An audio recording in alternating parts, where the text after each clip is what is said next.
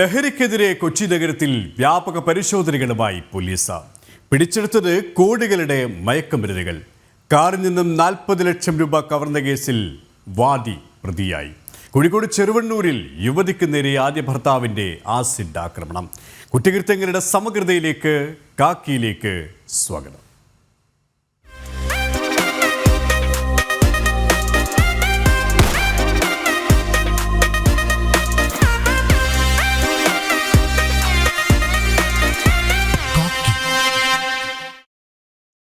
കോഴിക്കോട് പൂവാട്ടുപറമ്പിൽ നിർത്തിയിട്ട കാറിൽ നിന്നും 40 ലക്ഷം രൂപ കവർന്ന കേസിൽ നിർണായകമായ വഴിത്തിരിവ്.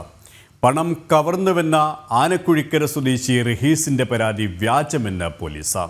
കേസിൽ റഹീസിനെ കൂടാതെ 2 പേരെ പോലീസ് കസ്റ്റഡിയിലെടുത്തു. ആസൂത്രിതമായാണ് പണം തട്ടിയെടുക്കാനുള്ള നീക്കം നടന്നതെന്ന് പോലീസ് വ്യക്തമാക്കി.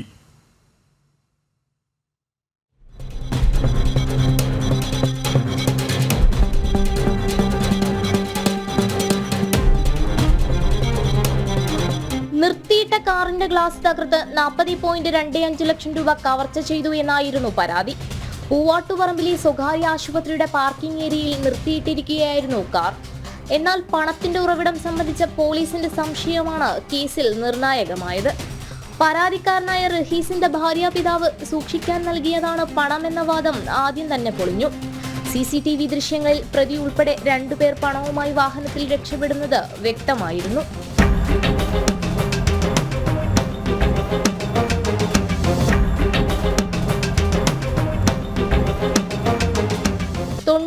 രൂപയ്ക്കാണ് റഹീസ് കൊട്ടേഷൻ നൽകിയതെന്ന് ACP ഉമേഷ് മാധ്യമങ്ങളോട് പറഞ്ഞു. റഹീസിനെ കൂടാതെ ആനക്കുഴിക്കര സാജിദ്, മായങ്ങോട്ടുതാഴം ജംഷീർ എന്നിവരാണ് പ്രതികൾ.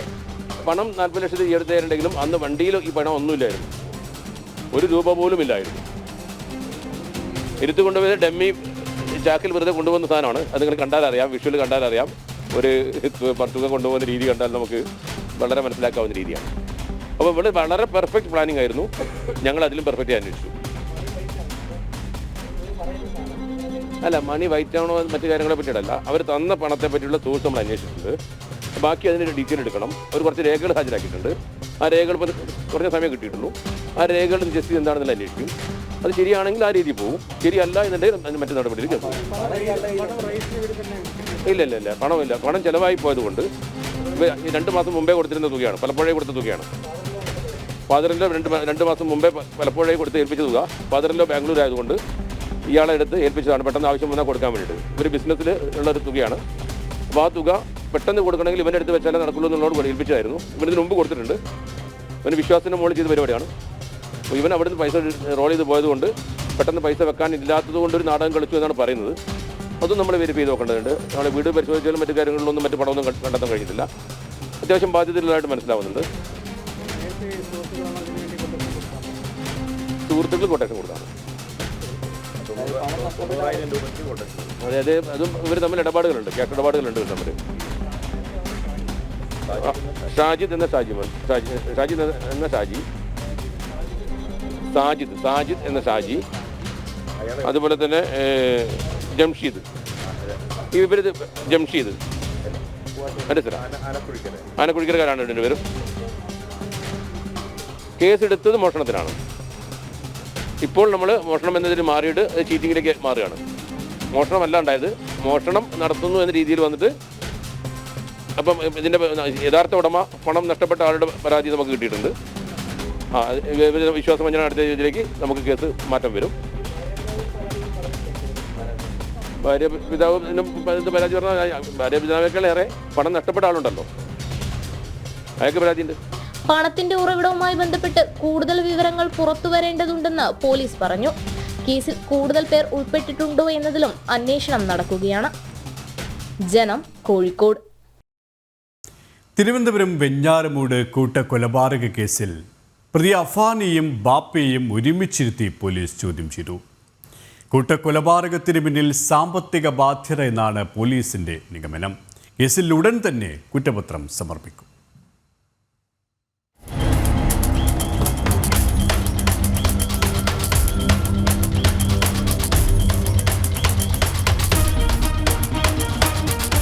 വെഞ്ഞാറമൂട് കൂട്ടക്കൊലപാതക കേസിൽ അഫാനെയും അച്ഛൻ റഹീമിനെയും പോലീസ് സംഘം ഒരുമിച്ചിരുത്തി ചോദ്യം ചെയ്തു. എല്ലാം തകർത്തു കളഞ്ഞില്ലേ എന്നാണ് പൊട്ടിക്കരഞ്ഞുകൊണ്ട് റഹീം അഫാനെ കണ്ടപ്പോൾ ചോദിച്ചത്. ഇതിന് ഉമ്മയും അനുജനും തെണ്ടുന്നത് കാണാൻ വയ്യെന്നായിരുന്നു അഫാന്റെ മറുപടി. കൂട്ടക്കൊലപാതകത്തിന് പിന്നിൽ വൻ സാമ്പത്തിക ബാധ്യതയെന്ന് പോലീസ്. ബാധ്യതയ്ക്ക് കാരണം അഫാന്റെയും ഉമ്മയുടെയും സാമ്പത്തിക അച്ചടക്കമില്ലായ്മ തന്നെയാണെന്നും പോലീസ് സ്ഥിരീകരിച്ചു. അഫാന്റെയോ അമ്മയുടെയോ കൈവശം 1 രൂപ പോലും ഉണ്ടായിരുന്നില്ല. കടത്തിൽ നിൽക്കുമ്പോഴും അഫാൻ 2 ലക്ഷം രൂപയുടെ ബൈക്ക് വാങ്ങി. കൊല നടന്ന ദിവസം 50,000 കടം തിരികെ നൽകാനുണ്ടായിരുന്നുവെന്നാണ് അഫാൻ പോലീസിന് നൽകിയ മൊഴി. കൊല നടക്കുന്നതിന് തലേ ദിവസം കാമുകി ഫർസാനയിൽ നിന്നും 200 രൂപ കടം വാങ്ങി. കടക്കാർ വരുന്നതിന് മുൻപാണ് കൊലപാതകങ്ങൾ ചെയ്തെന്നാണ് അഫാന്റെ മൊഴി. കേസിലുടൻ കുറ്റപത്രം സമർപ്പിക്കും. പ്രതിയെ സിനിമ സ്വാധീനിച്ചുവെന്ന പ്രചരണം തെറ്റെന്നും പോലീസ്. ജനം, തിരുവനന്തപുരം. കൊല്ലം ചടയമംഗലത്ത് ബാറിലുണ്ടായ തർക്കത്തിനിടെ യുവാവിനെ കുത്തിക്കൊലപ്പെടുത്തി. കലയം സ്വദേശിയും CITU തൊഴിലാളിയുമായ സുധീഷിനെയാണ് ബാർ ജീവനക്കാരൻ കൊലപ്പെടുത്തിയത്. ബാർ ജീവനക്കാരനായ ജിബിനെ പോലീസ് അറസ്റ്റ് ചെയ്തു.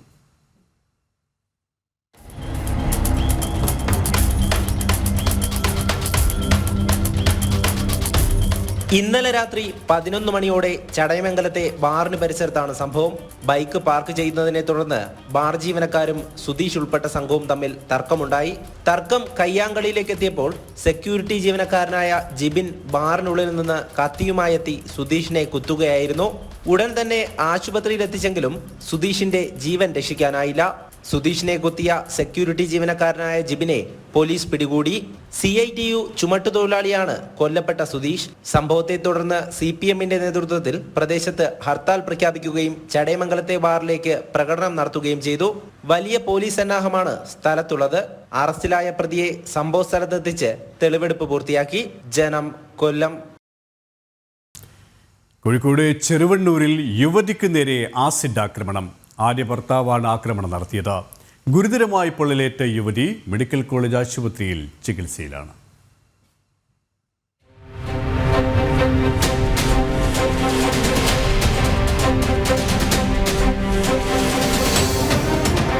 ചെറുവണ്ണൂർ ഗവൺമെന്റ് ആയുർവേദ ആശുപത്രിയിൽ ചികിത്സയിൽ കഴിയുകയായിരുന്ന കൂട്ടാലിട കാരടിപ്പറമ്പിൽ പ്രവേശിക്കാണ് മുൻ ഭർത്താവ് പ്രശാന്തിന്റെ ആക്രമണത്തിൽ ഗുരുതരമായി പരിക്കേറ്റത്. ചില കാര്യങ്ങൾ സംസാരിക്കാനുണ്ടെന്ന് പറഞ്ഞ് വിളിച്ചിറക്കിയാണ് ആസിഡ് ഒഴിച്ചത്. ഫ്ലാസ്കിൽ കൊണ്ടുവന്ന ആസിഡ് ശരീരത്തിലേക്ക് ഒഴിക്കുകയായിരുന്നു. നിലവിളിച്ചോടിയ യുവതിയെ പിന്തുടർന്നും ആക്രമിച്ചു.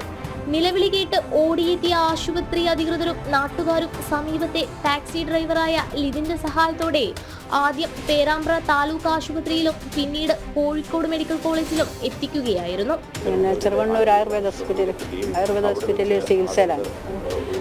പിന്നെ അവിടെ വീട്ടിൽ നിന്ന് ആരും നിന്നിക്കില്ല. വീട്ടിൽ നിന്ന് ആരും വേണ്ട ആവശ്യമില്ല. അവിടെ എല്ലാത്തിനും ഒരു തന്നെ ഉണ്ട്. അപ്പോൾ ഞങ്ങളാരും ഇല്ല. പിന്നെ സംഭവം എല്ലാം കഴിഞ്ഞാരെയാണ് ഞങ്ങളെ വിളിച്ചിട്ട് അറിയിക്കുന്നത്. സംസാരിക്കാന്ന് പറഞ്ഞു വന്നതാണ്. സംസാരിക്കാനല്ല, പിന്നെ ഒളിച്ച് ബേക്ക് കൂടെ വന്നിട്ട് ഓളോട് എന്തോ 2 വാക്ക് സംസാരിക്കുക. അപ്പോൾ ഓള് വലിയേറ്റ് 2.5 വർഷം ബന്ധമൊന്നുമില്ലല്ലോ. അപ്പം വന്ന് എന്തോ ഓള് ചോദിച്ചപ്പോൾ പെട്ടെന്ന് എടുത്തിട്ട് ചോദിച്ചോ. മുൻപ് ഇവർ ഒരുമിച്ച് ജീവിച്ച സമയത്തൊക്കെ അക്രമങ്ങളൊക്കെ ഉണ്ടാക്കി. ഇത്ര ഇതിൽ ഇങ്ങനെ ആസിഡ് വയ്ക്കുന്ന ഇതിൽ പിന്നെ കണ്ണിനൊക്കെ കുത്തിയിട്ട് കണ്ണിനൊക്കെ പ്രശ്നമാണ്, കണ്ണട വെച്ചിട്ടൊക്കെയാണ്, അങ്ങനെയൊക്കെ ഉള്ളൂ. അല്ലാണ്ട് ഇങ്ങനത്തെ ഒരു പ്രശ്നം ഇതുവരെ ഉണ്ടായിട്ടില്ല. മുഖത്തിൻ്റെ ഒരു ഭാഗവും പുറത്തും നെഞ്ഞത്തൊക്കെ. അത് ഡിസ്കിന് കംപ്ലൈൻ്റ് ആയിട്ട് പിന്നെ ഇതെടുക്കാൻ വേണ്ടിയിട്ട് കിഴിയെടുക്കാൻ വേണ്ടിയിട്ട് ആയുർവേദ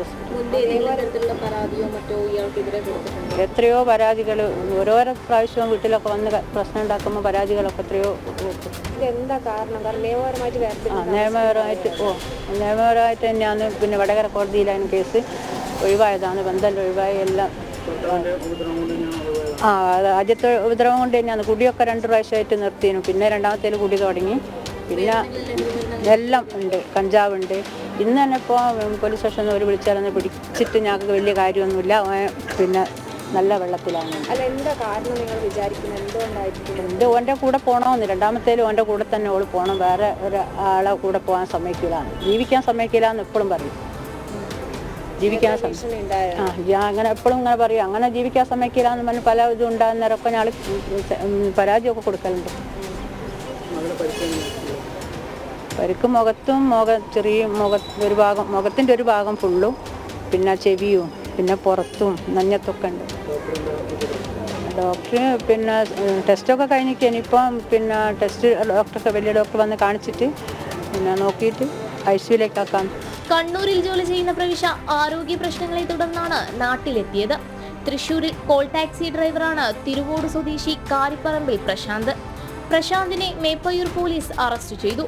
കുടുംബ പ്രശ്നവുമായി ബന്ധപ്പെട്ട തർക്കമാണ് അതിക്രമത്തിന് പിന്നിലെന്നാണ് സൂചന. ജനം, കോഴിക്കോട്. കളമശ്ശേരി പോളിടെക്നിക്കിൽ കഞ്ചാവ് പിടികൂടിയ സംഭവത്തിൽ പ്രതികളായ വിദ്യാർത്ഥികളെ പരീക്ഷ എഴുതിപ്പിക്കുന്നതിനെതിരെ പ്രതിഷേധവുമായി വിദ്യാർത്ഥി സംഘടനകൾ. പ്രതികൾക്ക് പരീക്ഷ എഴുതാൻ അവസരം നൽകിയാൽ അത് തെറ്റായ കീഴ്വഴക്കമായി മാറുമെന്ന് വിദ്യാർത്ഥി സംഘടനകൾ പ്രതികരിച്ചു.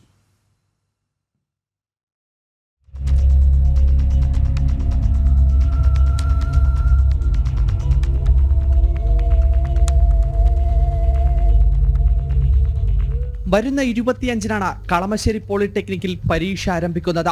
കോളേജ് യൂണിയൻ ജനറൽ സെക്രട്ടറിയായ അഭിരാജ് അടക്കം കഞ്ചാവ് കേസിൽ പ്രതികളായ വിദ്യാർത്ഥികൾക്കും പരീക്ഷ ആരംഭിക്കുന്നത് അന്നാണ്. കോളേജ് അധികൃതർ ആഭ്യന്തരാന്വേഷണം നടത്തുന്നുണ്ടെങ്കിലും പ്രതികളായ വിദ്യാർത്ഥികൾക്ക് പരീക്ഷ എഴുതുന്നതിൽ തടസ്സമില്ലെന്ന നിലപാടാണ് കോളേജിന്. എന്നാൽ കഞ്ചാവ് കേസിലെ പ്രതികളായ വിദ്യാർത്ഥികളെ പരീക്ഷ എഴുതാൻ അനുവദിക്കുന്നത് തെറ്റായ സന്ദേശമായിരിക്കും പൊതുസമൂഹത്തിന് നൽകുക എന്ന നിലപാടാണ് ABVP അടക്കമുള്ള വിദ്യാർത്ഥി സംഘടനകൾക്ക്. ഇവരെ പരീക്ഷ എഴുതാൻ അനുവദിക്കരുതെന്നാണ് KUCയുടെയും നിലപാട്. അതേസമയം റിമാൻഡിൽ കഴിയുന്ന അനുരാജ്, ആകാശ് എന്നിവർക്ക് പരീക്ഷ എഴുതുന്നതിലേക്ക് അനുമതി ലഭിക്കുമോ എന്നുള്ള കാര്യവും സംശയമാണ്. ജനം, കൊച്ചി. ഇടുക്കി തൊടുപുഴയിൽ കൊല്ലപ്പെട്ട സാബു ജോസഫിന്റെ പോസ്റ്റ്മോർട്ടം നടപടികൾ പൂർത്തിയായി. തലച്ചോറിനേറ്റ ക്ഷതമാണ് മരണകാരണം. കേസിലെ ഒന്നാം പ്രതിയും സാബുവിന്റെ ബിസിനസ് പങ്കാളിയുമായിരുന്ന ജോമോനെ കോടതി റിമാൻഡ് ചെയ്തു. മറ്റ് 2 പ്രതികളുമായി സംഭവസ്ഥലത്ത് പോലീസ് തെളിവെടുപ്പ് നടത്തി.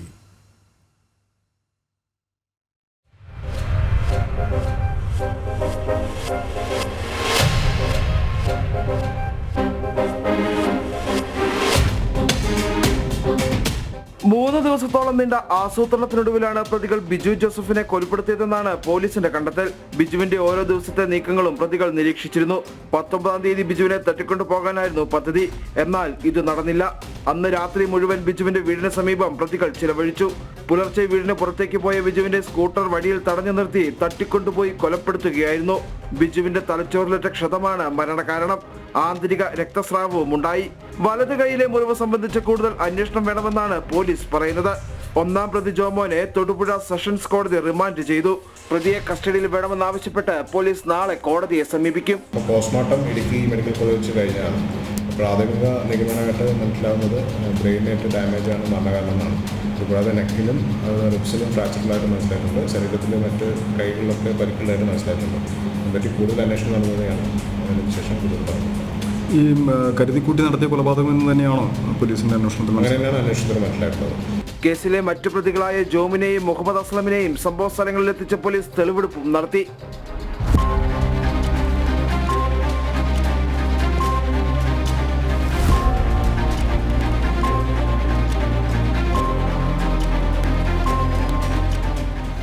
കേസിൽ പ്രതിയായ ജോമിനും ബിജുവിനോട് വ്യക്തിവൈരാഗ്യമുണ്ടെന്നാണ് കണ്ടെത്തൽ. സാമ്പത്തിക ഇടപാടാണ് വൈരാഗ്യത്തിന് കാരണം. കൃത്യത്തിൽ നേരിട്ട് പങ്കുള്ള കാപ്പ കേസ് പ്രതി ആഷിഖിനെ കസ്റ്റഡിയിൽ വാങ്ങാനും പോലീസ് നീക്കങ്ങൾ ആരംഭിച്ചിട്ടുണ്ട്. കൊല്ലപ്പെട്ട ബിജുവിന്റെ പോസ്റ്റ്മോർട്ടം നടപടികൾ ഇടുക്കി മെഡിക്കൽ കോളേജ് ആശുപത്രിയിൽ പൂർത്തിയാക്കി മൃതദേഹം ബന്ധുക്കൾക്ക് വിട്ടു നൽകി. നാളെ ഉച്ചയ്ക്ക് 2 മണിക്ക് ചുങ്കം സെന്റ് മേരീസ് ജ്ഞാനായ പള്ളിയിൽ മൃതദേഹം സംസ്കരിക്കും. ജനം, ഇടുക്കി. മയക്കുമരുന്നുകളുടെ വിപണനവും ഉപയോഗവും തടയുന്നതിനുള്ള ഓപ്പറേഷൻ ഡി ഹണ്ട് ആരംഭിച്ച് 1 മാസം പിന്നിടുമ്പോൾ 1000 കടന്ന കേസുകളുടെ എണ്ണം. ഇതുവരെ 7038 കേസുകളും 7307 അറസ്റ്റും രേഖപ്പെടുത്തിയിട്ടുണ്ട്. കഴിഞ്ഞ ദിവസം മാത്രം സംസ്ഥാന വ്യാപകമായി നടത്തിയ സ്പെഷ്യൽ ഡ്രൈവിൽ മയക്കുമരുന്ന് വിൽപ്പനയിൽ ഏർപ്പെടുന്നതായി സംശയിക്കുന്ന 2288 പേരെയാണ് പരിശോധനയ്ക്ക് വിധേയമാക്കിയത്.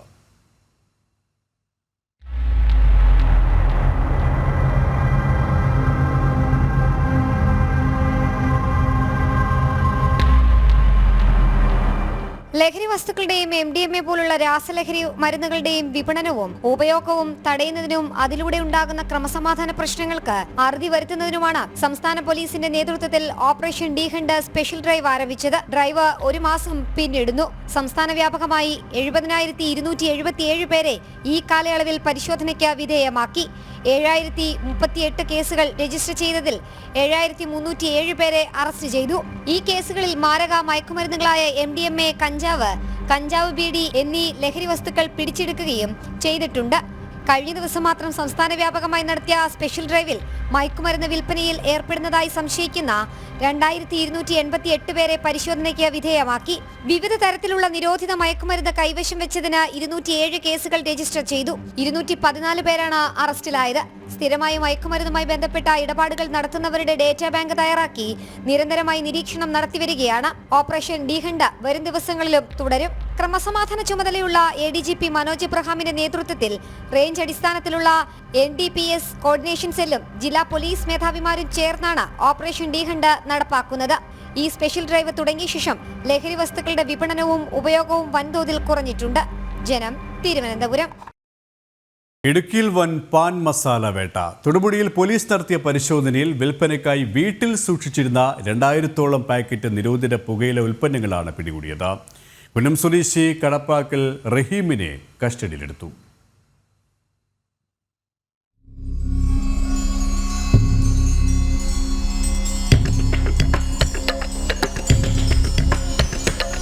തൊടുപുഴ പോലീസിന് ലഭിച്ച രഹസ്യവിവരത്തിന്റെ അടിസ്ഥാനത്തിലായിരുന്നു പരിശോധന. വീട് കേന്ദ്രീകരിച്ച് നിരോധിത പുകയില ഉൽപ്പന്നങ്ങൾ വിൽപ്പന നടത്തുന്നുവെന്നായിരുന്നു പരാതി. പിന്നാലെ തൊടുപുഴ കുന്നം സ്വദേശി റഹീമിന്റെ വീട്ടിൽ പോലീസ് പരിശോധന നടത്തി. ചാക്കുകെട്ടുകളിൽ സൂക്ഷിച്ച നിലയിൽ നിരോധിത പുകയില ഉൽപ്പന്നങ്ങൾ കണ്ടെത്തുകയായിരുന്നു. ഹാൻഡ്, സ്കൂൾ എന്നിവ ഉൾപ്പെടെയുള്ള പുകയില ഉൽപ്പന്നങ്ങളാണ് കണ്ടെടുത്തത്. 2000 പാക്കറ്റുകൾ ഉണ്ടെന്നാണ് പോലീസ് നൽകുന്ന വിവരം. വിതരണക്കാരനായ റഹീമിനെ പോലീസ് കസ്റ്റഡിയിലെടുത്തു. പെരുമ്പാവൂരിൽ നിർത്തിക്കുന്ന പുകയില ഉൽപ്പന്നങ്ങൾ വീട്ടിൽ സൂക്ഷിച്ച തൊടുപുഴയിലെ ചെറുകിട കച്ചവടക്കാർക്ക് വിൽപ്പന നടത്തുന്നതാണ് ഇയാളുടെ രീതി. കുട്ടികൾക്കുൾപ്പെടെ ഇയാൾ പുകയില ഉൽപ്പന്നങ്ങൾ വിറ്റിരുന്നതായും വിവരമുണ്ട്. ജനം, ഇടുക്കി. ലഹരിക്കെതിരെ കൊച്ചി നഗരത്തിൽ വ്യാപക പരിശോധനകളുമായി പോലീസ്. മയക്കുമരുന്ന് ഉപയോഗത്തിനും വിൽപ്പനയ്ക്കുമെതിരെ ഇന്നലെ അർദ്ധരാത്രി മുതൽ നടത്തിയ സ്പെഷ്യൽ കോമ്പിംഗ് ഓപ്പറേഷനിൽ 36 കേസുകൾ രജിസ്റ്റർ ചെയ്തു. ലഹരി മരുന്നിനായി വ്യാജ കുറിപ്പടികൾ ഉണ്ടാക്കി നൈട്രോസ്പാം ഗുളികകൾ വാങ്ങിക്കൂട്ടിയ കേസിൽ പറവൂരിൽ 2 പേരും പിടിയിലായി. ലഹരി ഇടപാടുകൾ കണ്ടെത്താൻ കൊച്ചി നഗരത്തിലും റൂറൽ മേഖലയിലും നിരീക്ഷണം ശക്തമാക്കിയിരിക്കുകയാണ്.